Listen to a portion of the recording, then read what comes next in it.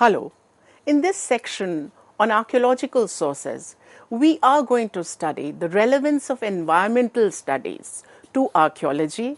We look at the way in which material milieu can be reconstructed with the help of archaeological sources, and we also take a look at different archaeological approaches. Coming to our first issue, the relevance of environmental study. Environments are not just background to understand human history. These are almost primary players and intricately linked to human experience. Environment means surroundings, both natural and man-made. Natural elements would comprise, say, the soil, air, water, generally the nature around it. But the other part is the human response to it. Let's just take an example. In prehistory, for a very long time, we had human beings collecting wild grains and grasses to feed themselves. But then came agriculture. What was agriculture? Agriculture was nothing but modification of the environment to human needs, getting the right kind of crop, the right size of it, how it can endure the weather and so on. This came with human intervention.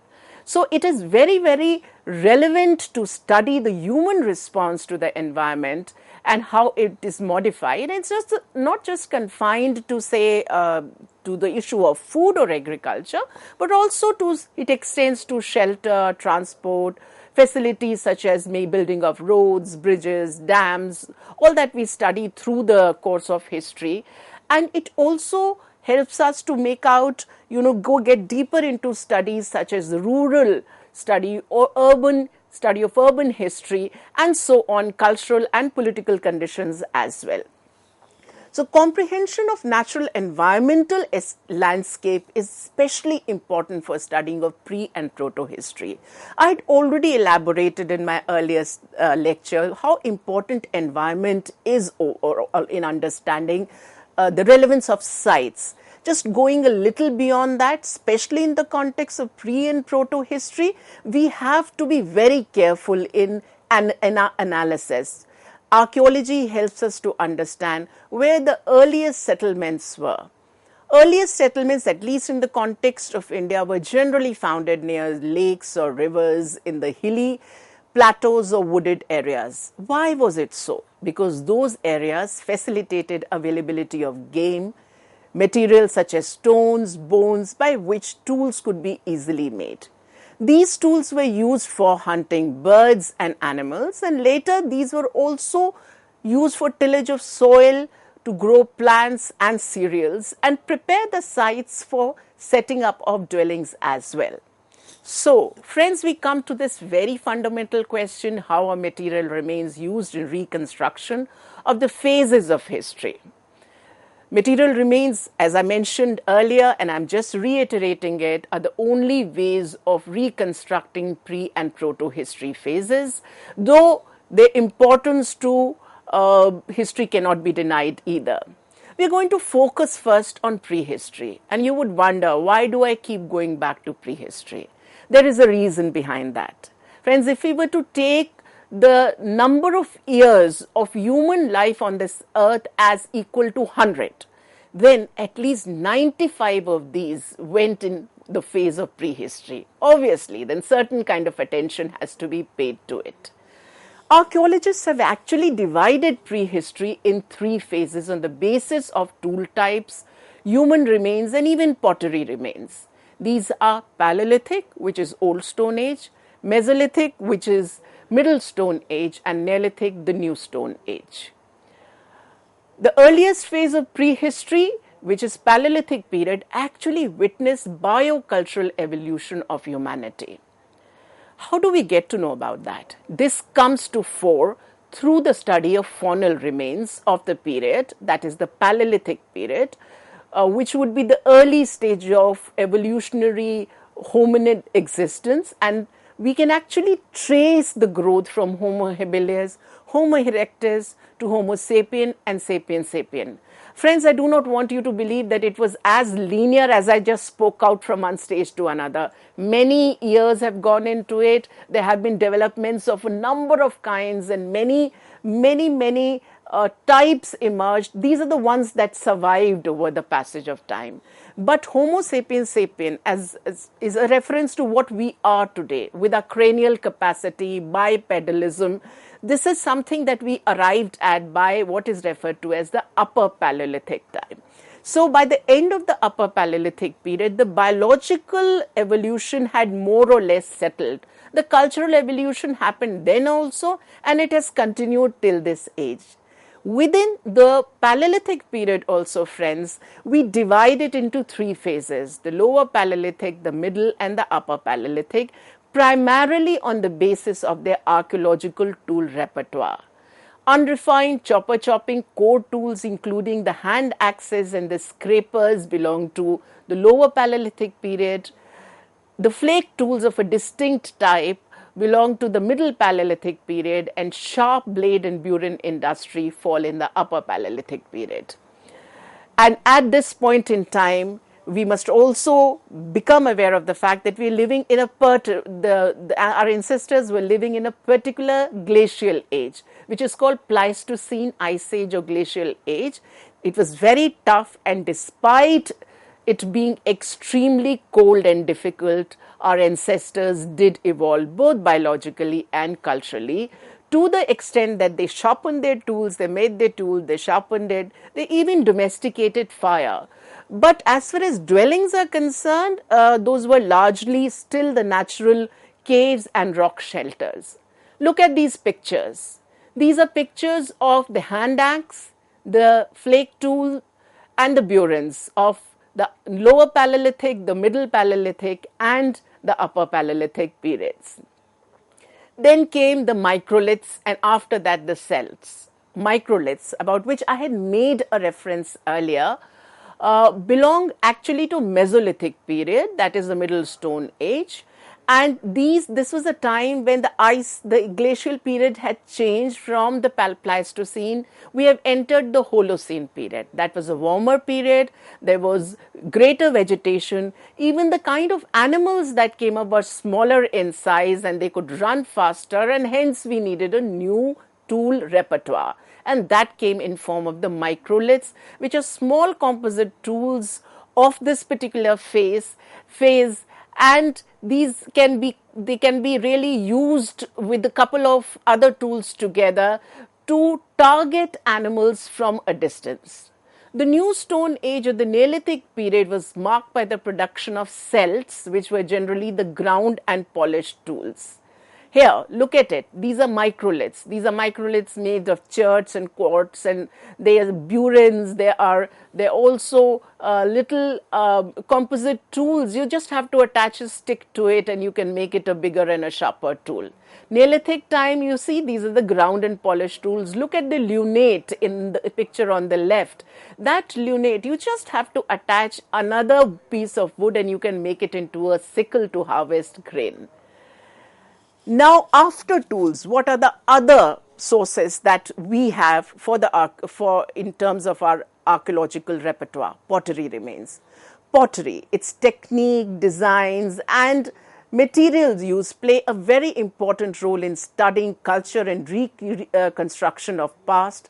Historically, styles of pottery change with the emergence of new cultures, and these reflect the social, economic, and environmental conditions in which the cultures thrived. Pottery is very, very important to us because many a times we don't have literature for the period, so we start labeling that period on the basis of the pottery, and pottery developments happen in the latter part of the Mesolithic time. And then, of course, many more examples come up during the Neolithic time onwards when storage happened. Look at these two pictures of the pottery. You have on the left side painted burial pottery of Harappa, beautifully done up. And on the right side is the painted greyware, which is often associated with another important period of history, that is the Vedic period and the later Vedic period too. Especially the later Vedic and the post-Vedic period too. Not black polished ware came a little later. There was a slip applied. It also implies an evolution in technique. Possibly the goods were stored in it and used for the purpose of export. On the right side, we have the Gupta redware. This is a ochre colored. In fact, ochre colored pottery of certain types go back to 1200 BCE also, but here we are talking about something like 4th century CE.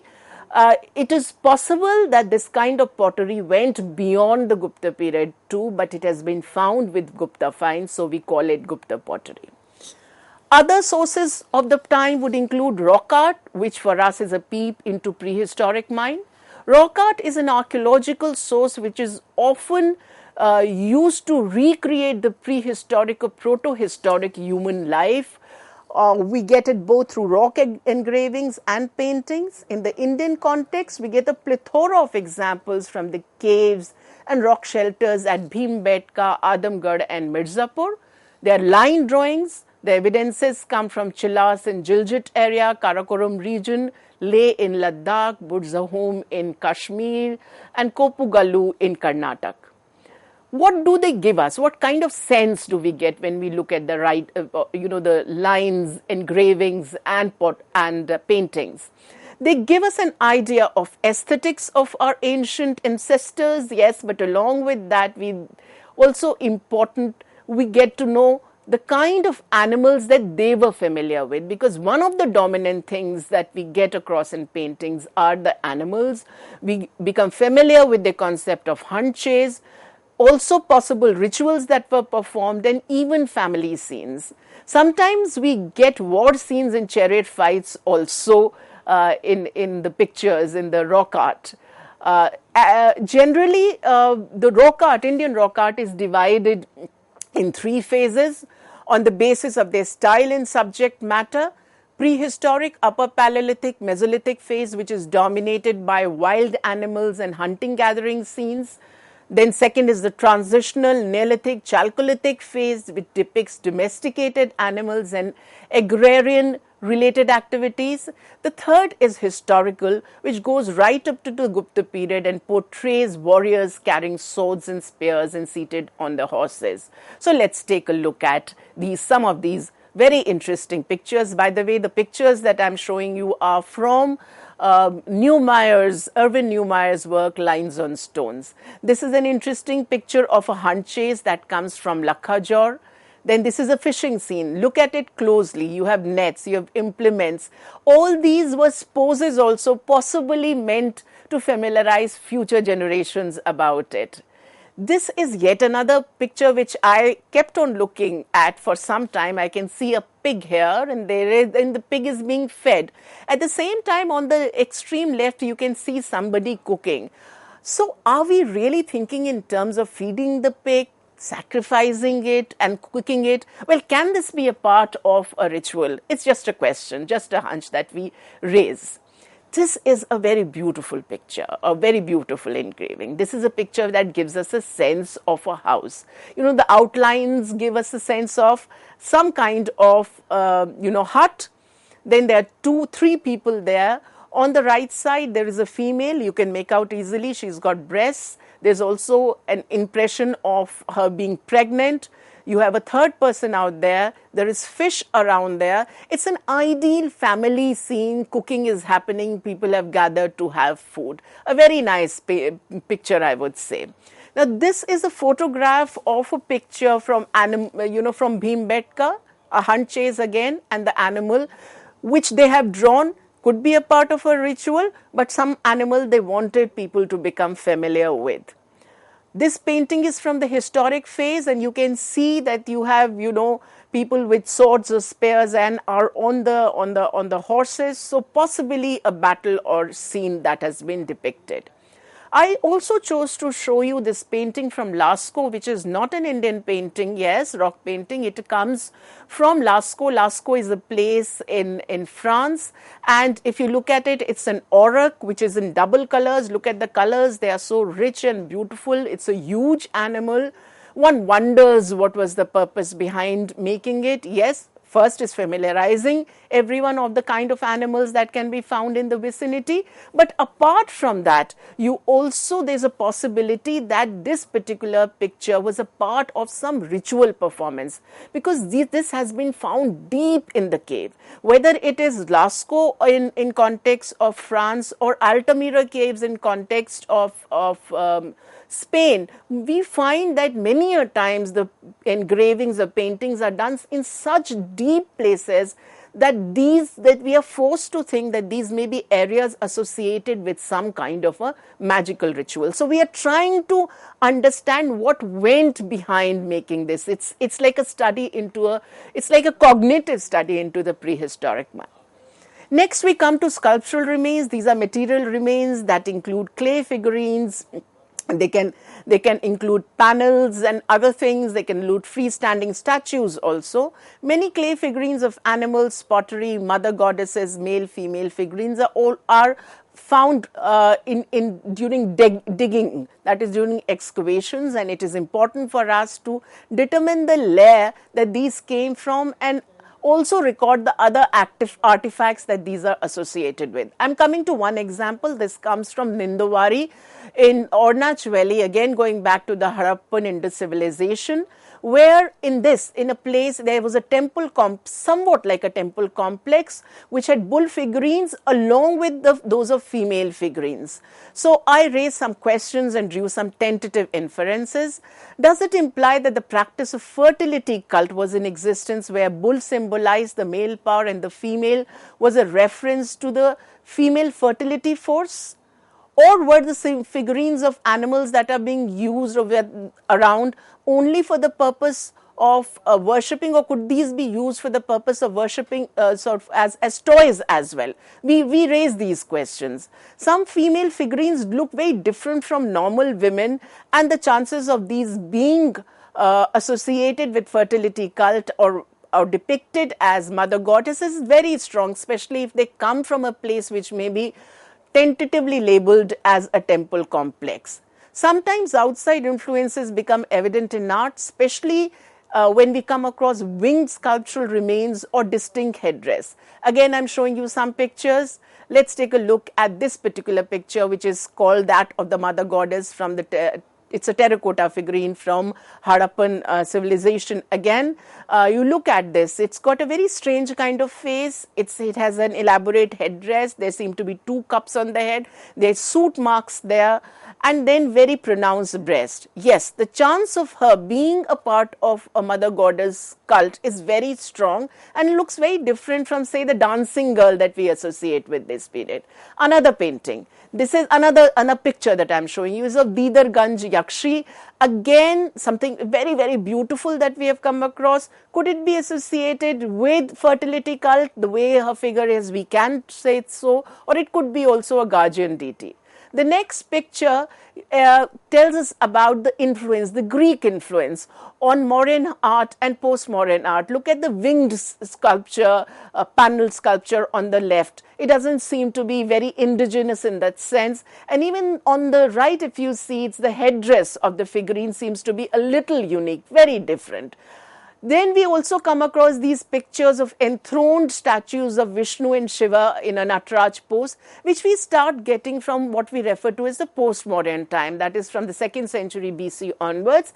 And as the temple complexes will come up in the late ancient period or the early medieval period, these will become many more of these figurines can be found. The cultic finds become more and more in number. We also look at the temples, the forts, palaces, and other structures when we are trying to take a look at the archaeological repertoire. Temple complexes become more common from what we call the early medieval period. These include the Garbhagriha, where the deity is installed, the assembly hall, Pradakshina Path, Shikhara, entrance hall, with rooms and at times a tank with the complex. Forts have outside walls and areas are delineated as residence and workspaces, and there are palaces within it which can be the residence of the royalty. This is a picture of Shishupalgarh complex in Orissa. I have chosen this specially because the archaeologists say that the way in which the entire fort complex is spread out reminds them of what has been written about an ideal city in the Arthashastra. So here we have a very interesting coincidence of the literary source with an archaeological source. Now, these two pictures that you have are of temple complexes, Gangai Chola temple on the left side and Meenakshi temple on the right side. One belongs to the 9th century, the other is 11th, 12th century. Look at the difference. By the time you move to the 12th century, the Meenakshi temple, which was undermade by the Pandya rulers, look at the Shikhara, the Dravida style, how beautiful it is. What kind of architecture must have gone into it? It's a painstaking job, but it also gives us a reference of deep religious sentiments. I chose this the next picture, I chose it particularly because generally when you look at surface finds, you end up looking at temples and forts. No, there is something else also for which we can actually have a sense of pride. This is an ancient water harvesting and cleaning plant from Sringaverpura, close to Allahabad, now Prayagraj. If you look at it, it's divided into three parts. On the right side is from where a sluice, through a channel, the water of Ganges used to enter. It would get settled there. The cleaner water would go to the next chamber. It would stay there for some time, possibly some treatment happened, and then finally it went to the third chamber. The water in third chamber became very potable, drinkable water. This is interesting. It is not just water harvesting, it is also water cleaning, and something that we can feel very, very proud about. Now, what kind of material culture do we infer from archaeological sources? Where we get to know whether people live by hunting, gathering, agriculture, animal husbandry, or a combination of all. We also get to know about the artisanal and metallurgical works pursued by them, the expanse of their trading, which could be at the local, regional, or global levels. Again, going back to, say, Indus period, we know that there were links with Mesopotamia, or say for that matter postmodern times, links on both sides with Persian Gulf as well as Southeast Asia. Then we also become familiar with the habitation pattern, the techniques that they employ to make life easier through which we can understand through the study of tools, canal building, water harvesting, drainage systems, etc. Habitation sites give us some idea about some socio-political ramifications also. We get to know about social hierarchy that can be gauged from the layout of the city, the fort.